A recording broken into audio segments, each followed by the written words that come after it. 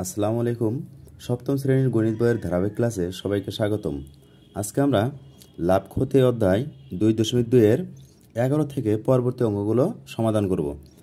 এখানে প্রথমে 11তে দেখো, একটি দ্রব্য 400 টাকায় বিক্রয় করলে যত ক্ষতি হয় 480 টাকায় বিক্রয় করলে তার 3 গুণ লাভ হয়।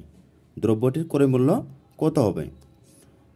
তাহলে আমরা প্রথমে মনে করি যে 400 টাকায় বিক্রয় করলে ক্ষতি হয় ক টাকা।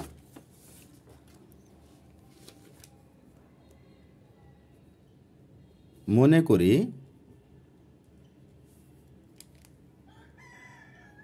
400 টাকায় বিক্রয় করলে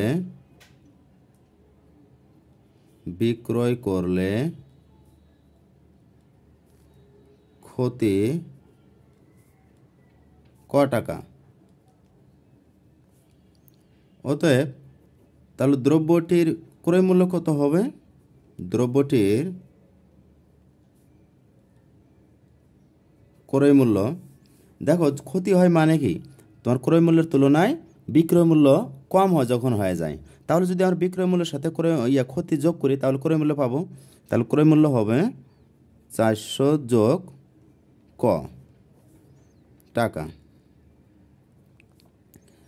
আবার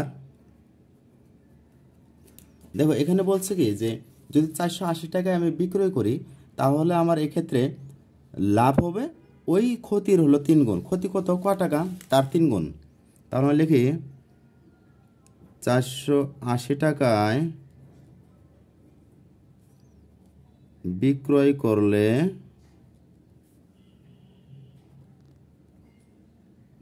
করলে লাভ কত হবে? এই যে ক্ষতি, লাভ হবে তোমার ক্ষতির 3 গুণ, অর্থাৎ 3 গুণন ক টাকা। তাহলে কত হলো? 3 ক টাকা। এবার দেখো যদি লাভ এত টাকা হয় তাহলে আমার ক্রয় মূল্য কত হবে দ্রব্যটির? অতএব দ্রব্যটির ক্রয় মূল্য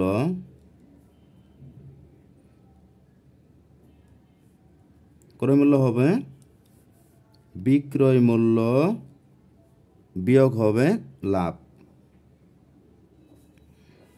এত টাকা। দেখো দ্রব্য যেহেতু একই আছে তাহলে ক্রয় মূল্য আমার একই হবে, অর্থাৎ এই ক্রয় মূল্য এবং এই ক্রয় মূল্য দুটা সমান হবে। তাহলে লিখতে পারি শর্তমতে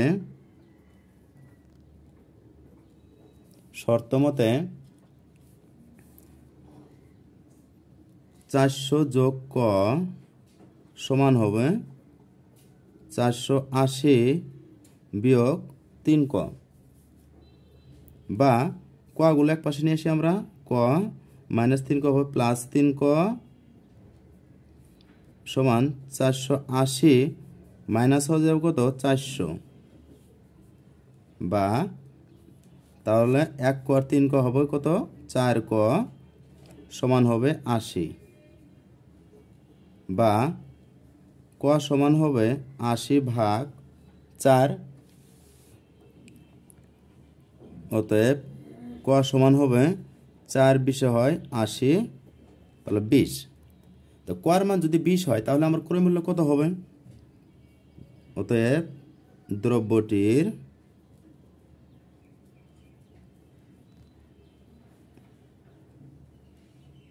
ক্রয় মূল্য এখানে অথবা এখানে যে কোনো এক জায়গায় কর মান বসালেই আমরা ক্রয় মূল্য পাবো। তাহলে লিখি ক্রয় মূল্য 400 যোগ ক, কর মান হলো 20 টাকা। তাহলে কত হবে? 420 টাকা। আশা করা যায় বুঝতে পারছো। এবার আমরা পরবর্তী 12 নং অঙ্ক সমাধান করব।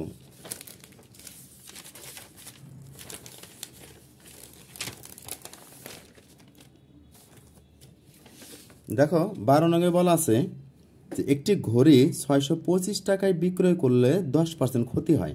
আচ্ছা 10% ক্ষতি হয়, যদি আমি ক্রয় মূল্য 100 ধরি তাহলে বিক্রয় মূল্য কত হবে?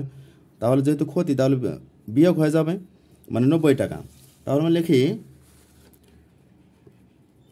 10% ক্ষতিতে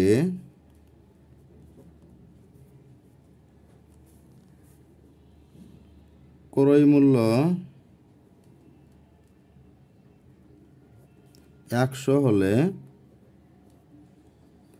বিক্রয় মূল্য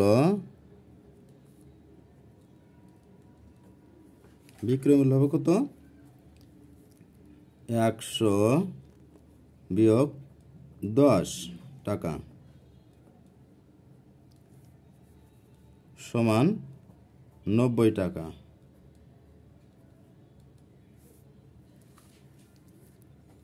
এবার দেখো, যদি আমার বিক্রয় মূল্য 90 টাকা হয় তাহলে ক্রয় মূল্য কত? 100। বিক্রয় মূল্য 90 টাকা হলে ক্রয় মূল্য হবে কত? 100। অতএব যদি বিক্রয় মূল্য আমার 1 টাকা হয় তাহলে ক্রয় মূল্য হবে কম, অর্থাৎ 100 ভাগ 90 টাকা। অতএব বিক্রয় মূল্য আমার আছে কত টাকা দেখো তো? 625 টাকা। তাহলে 625 টাকা হলে কত হবে? 625 টাকা হলে ক্রয় মূল্য হবে বেশি, তাহলে 100 গুণ 625 ভাগ 90। 100 বাদ দেয়, আর কাটারি যাবে না, তাহলে কত হবে উপরে? 6250 ভাগ নিচে 9, এত টাকা। দেখো, এবার আমরা দেখি কত টাকায় বিক্রয় করলে 10% লাভ হবে। আচ্ছা, 10% লাভে আমার যদি করে কত হবে দেখো তো? 10% লাভে আবার 10% লাভে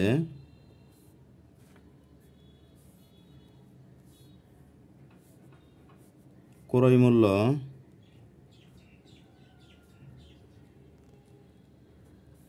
100 হলে বিক্রয় মূল্য কত হবে? বিক্রয় মূল্য 100 যোগ 10 সমান 110 টাকা। 110 টাকা। দেখো, যদি আমার ক্রয় মূল্য 100 হয় তাহলে বিক্রয় মূল্য কত? 110 টাকা। তাহলে এক্ষেত্রে আমরা লিখবো এখন যে ক্রয় মূল্য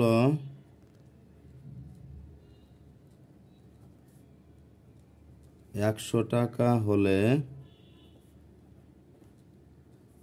বিক্রয় মূল্য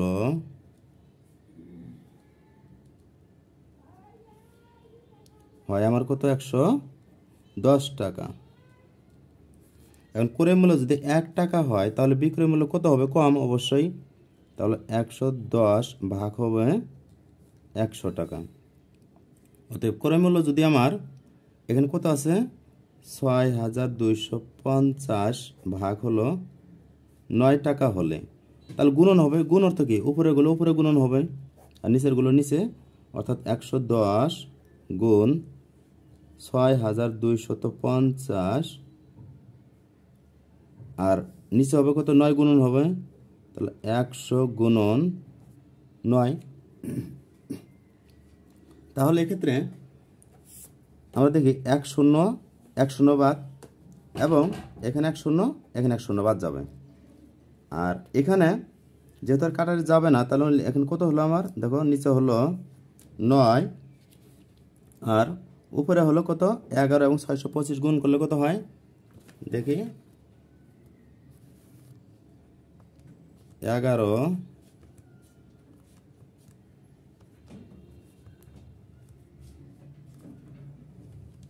11 গুণ 625, তাহলে 6875 এত কি টাকা। এখন আমরা এটাকে যদি ভগ্নাংশ আকারে নিতে চাই তাহলে কত হবে দেখো তো? আমরা যদি এখানে ভাগ করে দেই 9 দ্বারা 6875-কে ভাগ করব। তো 7 নং 63, তাহলে উপরে 5, 8 থেকে 3 বাদ দিলে কত হয় 5, 7 নিয়ে আসি আমরা, 4 নং 36, 5 নং 45, 6 নং হয় 54, 6 নং 54, তাহলে বিয়োগ করলে কত হয় 3, আর 5 নিয়ে আসি এখানে, তো 3 নং 27, 4 নং 36 বেশি হয়ে যায়, তাহলে 3 নং 27, তাহলে 15 থেকে 7 বাদ দিলে কত হয় 8, হাতে গেল, তাহলে উপরে হলো 8 আর নিচে হবে 9। এটা কিন্তু আমাদের নির্ণয় আনসার হবে। তাহলে আনসার কত হবে আমার 60, 70, 63 সমস্ত 9/8 অংশ, এত টাকা। অর্থাৎ আমার ওই যে ঘড়িটির বিক্রি মূল্য তাহলে কত হলো এখানে তোমার, এই যে কত টাকায় বিক্রি করলো, তাহলে ঘড়িটির বিক্রি মূল্য হলো আমার 763 সমস্ত 9/8। আশা করি যে বুঝতে পারছো। এবার আমরা পরবর্তী অঙ্ক দেখব 13 নং অঙ্ক।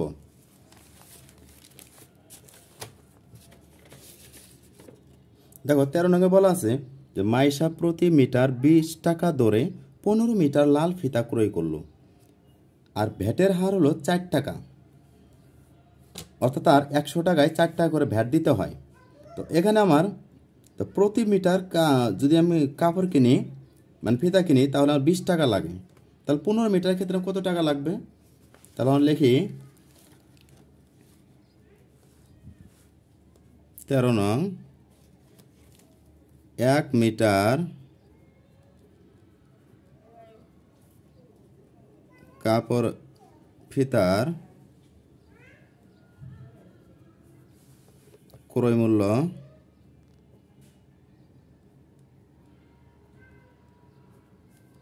কত টাকা হয় 20 টাকা। অতএব 15 মিটার ফিতার তাহলে ক্রয় মূল্য আমার কত হবে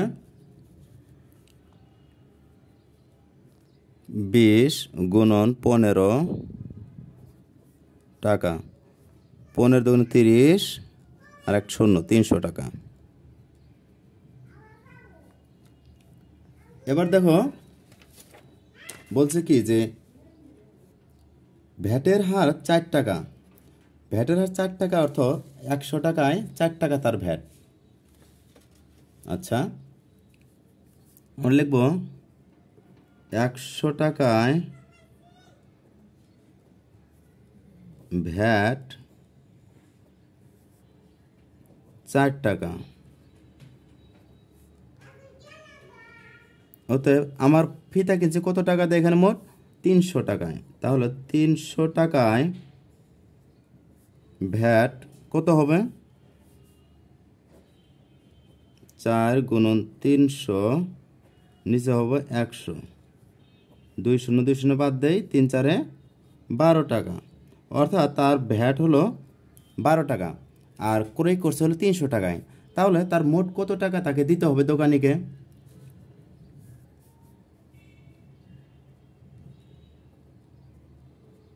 দোকানিকে দিতে হবে 300 যোগ 12 সমান 312 টাকা। এই 312 টাকা দোকানিকে তার দিতে হবে। এখন সে কি করলো দোকানিকে দিল মোট 500 টাকা, তাহলে দোকানে তাই কত টাকা ফেরত দেবে। অতএব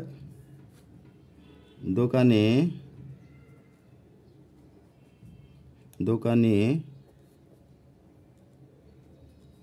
ফেরত দিবে 500 টাকা সে দিয়েছে আর 312 টাকা তার খরচ, এত টাকা। তাহলে কত হবে 8 2 8 4 188 টাকা, অর্থাৎ দোকানে তাকে ফেরত দেবে 188 টাকা। তাহলে বোঝা যায় এটা সহজ আছে। এবার পরবর্তী আমরা 14 নং অঙ্ক দেখি। 14 নঙ্গে বলা আছে যে মিস্টার রায় একজন সরকারি কর্মকর্তা, তিনি তীর্থস্থান পরিদর্শনের জন্য ভারতে যাবেন। যদি বাংলাদেশি 1 টাকা সমান ভারতীয় 0.85 রুপি হয়, তবে ভারতীয় এত রুপির জন্য বাংলাদেশে কত টাকা প্রয়োজন হবে? খেয়াল করো, 1 টাকা সমান হলো ভারতীয় এত রুপি, তাহলে আমরা লিখতে পারি এত রুপি সমান কত? 1 টাকা। তাহলে আমরা দেখি 14 নং,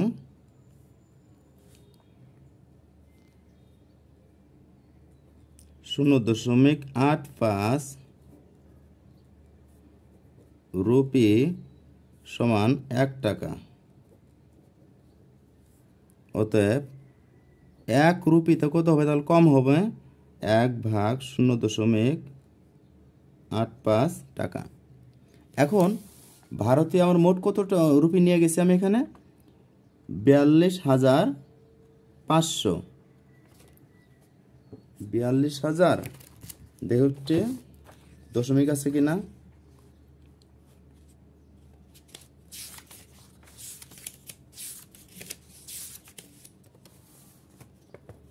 আচ্ছা, 42,500 টাকা, ঠিক আছে। দেখো, ওতে 42,500 রুপি সমান কত হবে? বেশি হবে। তাহলে 1 গুণন 42,500 ভাগ 0.85 এত টাকা হবে। তাহলে দেখি 42,500 ভাগ হলো 0.85, তাহলে কত হয়? 50,000।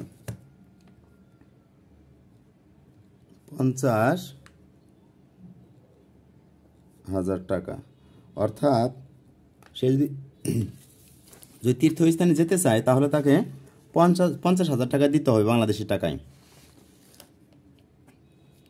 এবার আমরা 15 নং অঙ্ক দেখি যে নীলিম সাহেব একজন চাকরিজীবী, তার মাসিক মূল বেতন হলো 22,250 টাকা। বার্ষিক অর্থাৎ 12 মাসে বার্ষিক মোট আয়ের প্রথম 2,50,000 টাকায় আয়কর তার দিতে হয় না। পরবর্তী টাকার উপর আয়করের হার হলো আবার 10 টাকা হলে নীলিম কর বাবদ কত টাকা পরিশোধ করেন? মানে তিনি কত টাকা পরিশোধ করবেন কর। দেখো, তাহলে আমার এক মাসে পাইতেছে কত টাকা? 22,250। এখন 12 মাসে আমরা বের করব।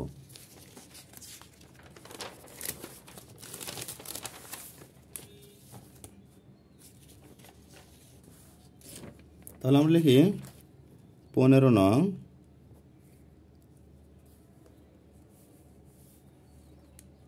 আমরা জানি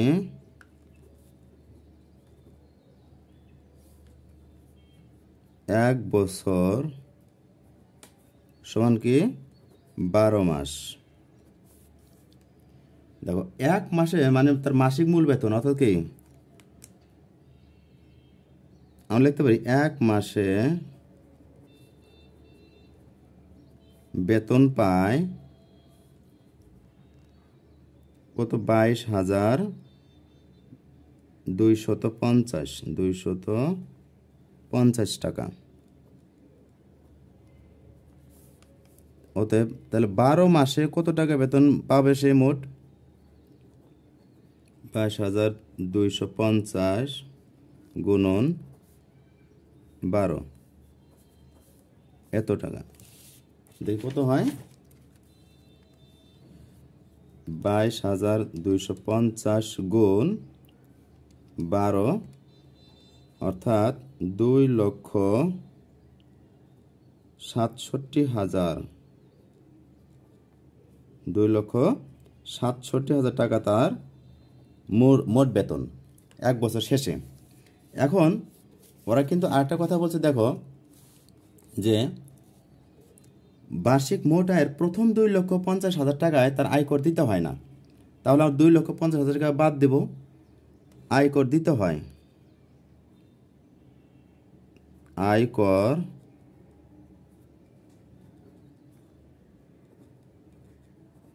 দিতে হয় বা হবে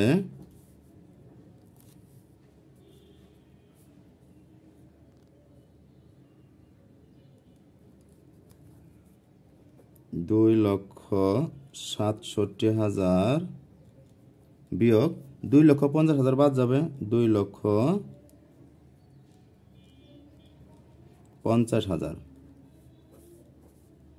এত টাকা। এবার দেখো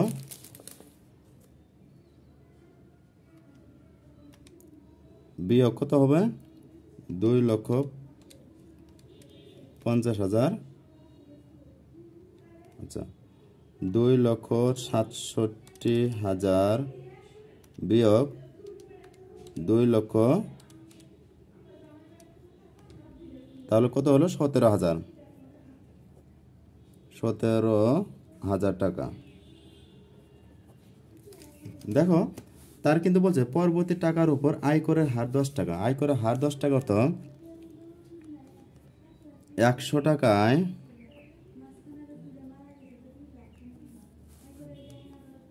আয়কর এত টাকায় দিতে হবে। 100 টাকায় আয়কর দিতে হয় 10 টাকা। অতএব 1 টাকায় আয়কর দিতে হয় কম, অর্থাৎ 10/100 টাকা। এখন তার আয়কর দিতে হয় 17,000 টাকায়, তাহলে 17,000 টাকায় আয়কর দিতে হয় 10 গুণন 17,000/100, 1 শূন্য 1 শূন্য, এখানে 1 শূন্য 1 শূন্য, অর্থাৎ 1,700 টাকা। 1,700। অতএব আয়কর পরিশোধ করতে হবে আয় বাবদ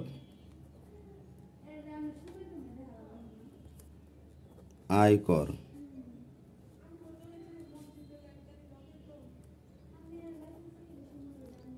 1,700 টাকা।